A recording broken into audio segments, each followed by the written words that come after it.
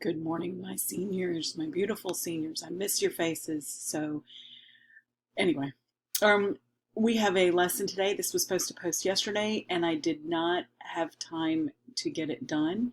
So, we're going to try it today. Sorry about that. Here we go.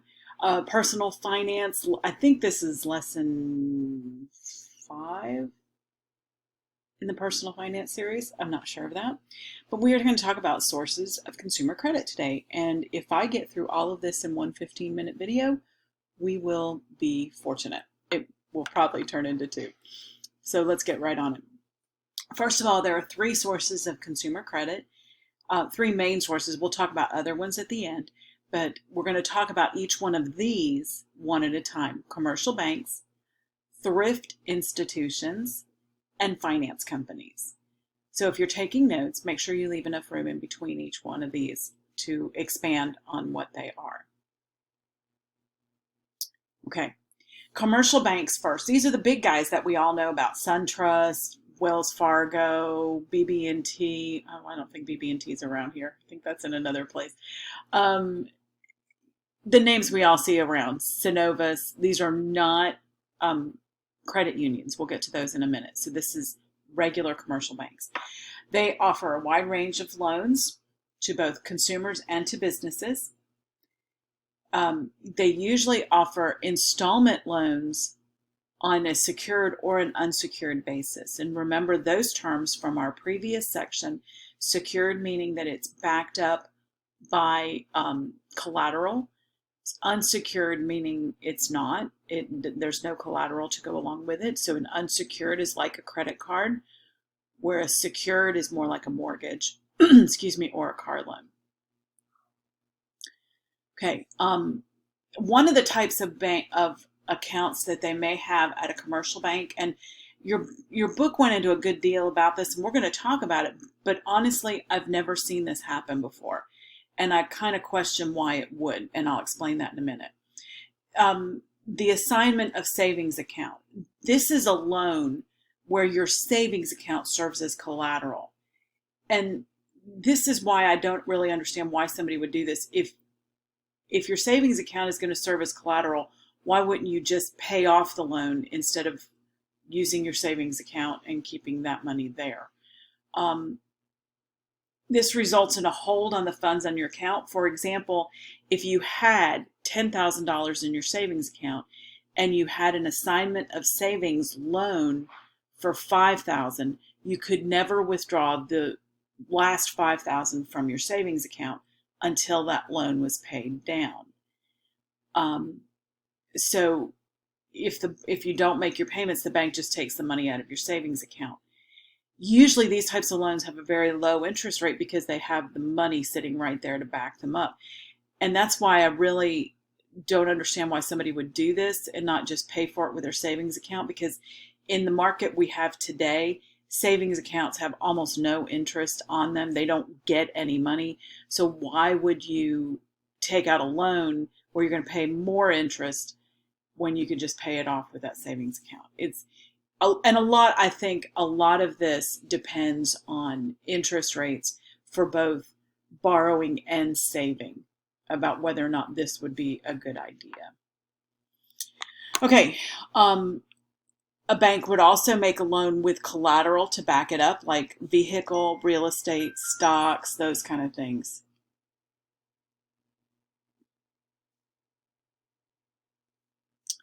Unsecured loans like credit cards always are going to have a higher interest rate, and they're going to be harder to get. You're going to have to qualify for them more.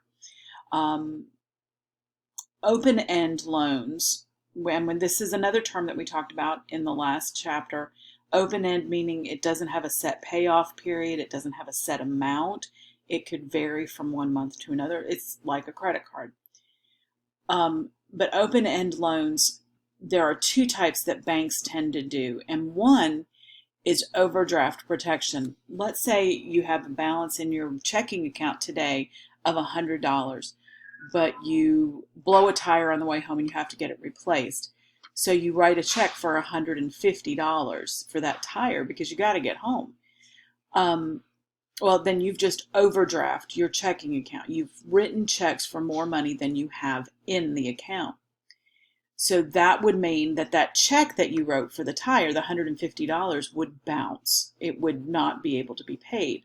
Well, if you have overdraft protection on your checking account, that borrows that $50 from that open-end loan to make that check okay, and pays that check, and then leaves you with a zero balance, but owing $50 on that other account. Now, different banks do this differently. I bank personally at the credit union, Delta Credit Union, and they have overdraft protection for me that goes to my savings account. So it would have pulled that $50 out of my savings account instead of making it a open-ended loan. So there's various types of that overdraft protection, but this type would result in a loan for against like a credit card type loan. And that's why I put down here, make sure you read the fine print before you agree to overdraft protection of any sort, because normally it does have fees and that kind of thing associated with it. Although writing that check for $150 against a bank balance that can't support it is also an expensive proposition, because you would owe fees to the bank for the overdraft. You'd owe fees possibly to the tire company for writing them a bad check. So there's a lot to play in that, and pros and cons both ways. The second type of open-ended loan is, of course, a bank-issued credit card. This is essentially a credit card with the added bonus of a cash advance feature, meaning I can take my credit card into the bank and say, may I borrow $50 against my credit card? And they will do that. You can withdraw cash against that account. Now, warning on, that's usually like a last resort type thing for cash, because the interest rate is higher on a cash advance than it is, for example, on a I have one credit card that has a fairly low interest rate on regular purchases. If I use it, say, at the grocery store or at the gas station, it's, it's 10% interest. But if I do a cash advance, it's usually much higher, like 18% interest on that. So the interest rate on the cash advances is significantly higher. And the interest also begins immediately, whereas if I use my credit card at the grocery store, I usually have 30 days to pay it off before there's any interest due. Okay, the second type of institution that is a source of credit is a thrift institution. And this includes two types: savings and loan and credit union.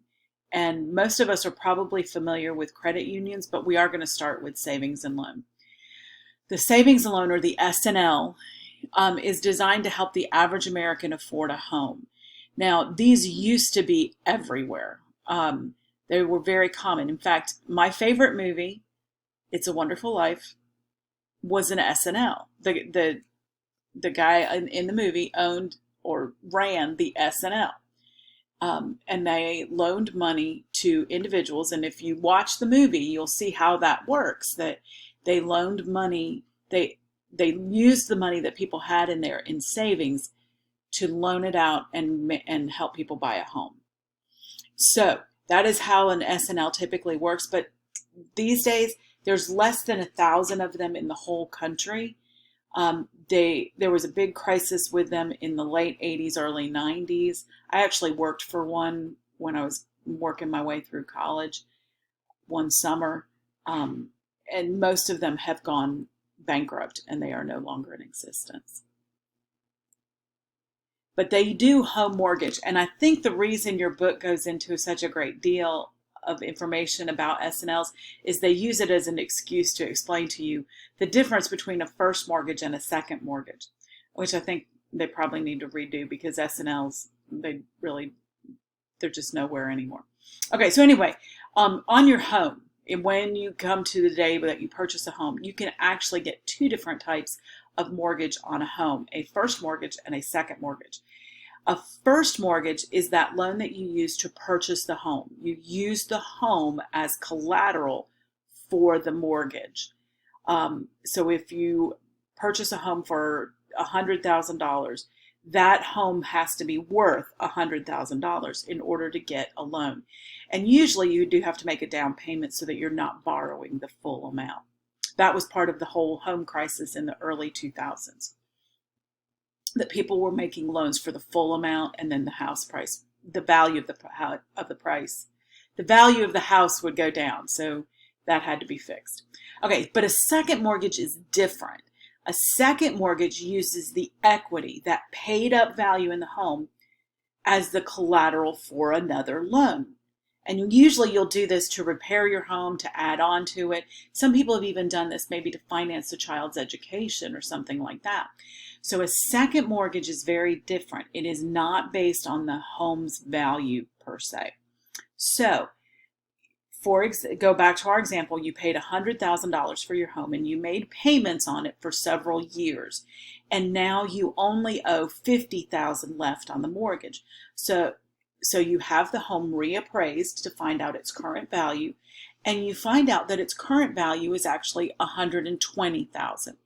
Well, that means that the difference between $120,000 and $50,000, which is $70,000, is the equity in your home. That's how much money, if you sold the home today, that you would take with you to get another home. You'd take that $70,000, and the other $50,000 would go back to the bank to pay off your loan. So that $70,000 could be borrowed as a second mortgage to add on to the home or to repair or something like that. Okay. Credit unions are the second type of thrift institution.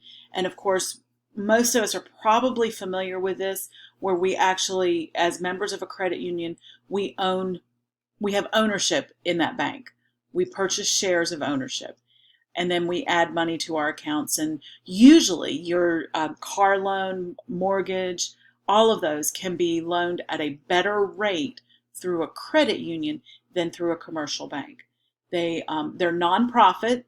They have lower expenses. They don't have as many regulations on them either. So usually you can get by with better rates than you can from the commercial bank. And that's about as far as I'm going to get. I will save the last one and the other sources for the next video. So, and look for both of them today, okay?